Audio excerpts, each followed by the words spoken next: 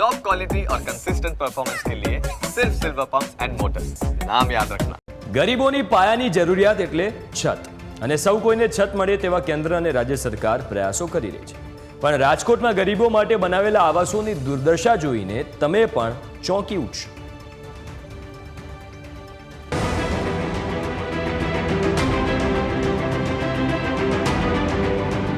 રાજકોટમાં ગરીબો માટે બનાવેલા આવાસની દુર્દશા તમે જુઓ. રાજકોટના રોણકી પાટિયામાં 700 અને પોપટપરા વિસ્તારમાં 700 જેટલા મકાનો ખંડેર પડ્યા છે.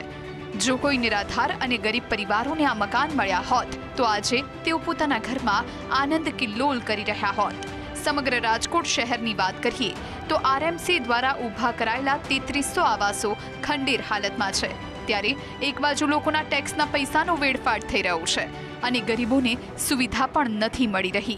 કેન્દ્ર સરકારની એક યોજના હતી, બીએસયુપી યોજના અંતર્ગત 696 આવાસો 2019માં બનાવવામાં આવ્યા હતા. બીએસયુપી ની યોજના અંતર્ગત જે નીચાણવાળા વિભાગમાં રહેતા લોકો હોય, જે રોડ ફૂટપાથ ઉપર રહેતા હોય, નદી કાંઠે રહેતા હોય, એવા લોકો માટેની એક આ સ્કીમ હતી, પરંતુ કોઈ આવ્યું નહીં. આ સ્કીમ અંતર્ગત જ્યારે અમે ડિમોલેશન કર્યું ત્યારે એ લોકોએ ક્વાર્ટર એલોટમેન્ટમાં એ લોકોએ ના પાડી, રેન્ટ ઉપર દેવા માટે ક્વાર્ટર.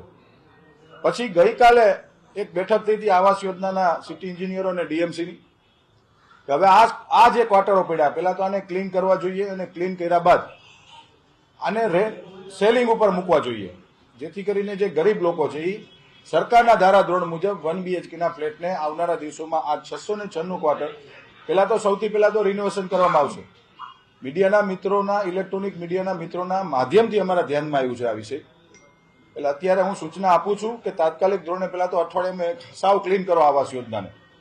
ક્લીન કર્યા બાદ જે સરકારે સૂચનાઓ આપી છે એ પ્રકારની સ્કીમની અંદર 1 BHKના આ ફ્લેટને અમે લોકો વેચાણમાં મૂકશું. તો બીજી તરફ સ્થાનિક કોંગ્રેસ નેતાઓએ કહ્યું કે આ જૂના આવાસો ખંડેર બની ગયા, હવે ભ્રષ્ટાચાર માટે નવા આવાસો બનશે. આ રાજકોટ મહાનગરપાલિકા મોટી મોટી જાહેરાતો કરે છે અને ભાજપના શાસકો ગરીબ માણસોને જે આવાસ દેવાની જે વાતો કરે છે, દર વર્ષે એમ કે છે આ રાજકોટની અંદર આ આવાસમાં આટલા ફ્લેટ ખાલી છે, આટલા આવાસ ખાલી છે, પણ તદંતરે નિષ્ફળ.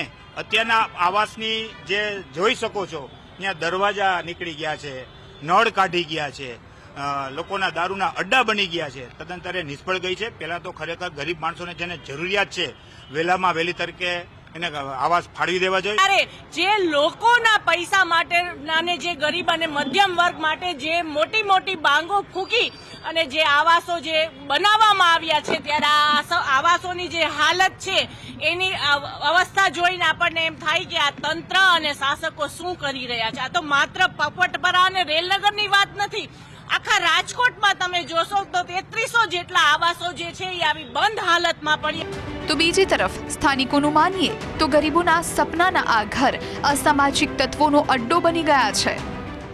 આ રેલનગર ભગીની ટાઉનશીપના કોટર કે રોણકીનું પાટિયું કહેવાય, એના પાસે રોડ ઉપર આવેલા આ મકાન છે. 700 થી 800 સુધીના કોટર છે, બધા કોટર ખાલી પડ્યા છે. અહીંયા ચોરી ચખાટી દારૂ વેચવાથી માંડી બધું જ થાય છે. અહીંયા ધોરે દિવસે ચોરી થાય છે અને પોલીસ સ્ટેશનમાં વારંવાર ફરિયાદ પણ બધું લખાવેલું છે, પણ આમાં કોઈ વસ્તુનું ધ્યાન દેતા નથી. કોઈને કોટર હોપતા, હાલો કોટર ન હોપે તો કોકને ભાડે આપે તો એટલી સેફટી રહે, અમારા લોકોની સેફટી, પણ કઈ વસ્તુનું નથી અહીંયા. ત્યારે તંત્ર આ દિશામાં યોગ્ય પગલાં લે તેવી લોક માંગ ઉઠી છે. ઋષિ દવે, ન્યૂઝ કેપિટલ, રાજકોટ.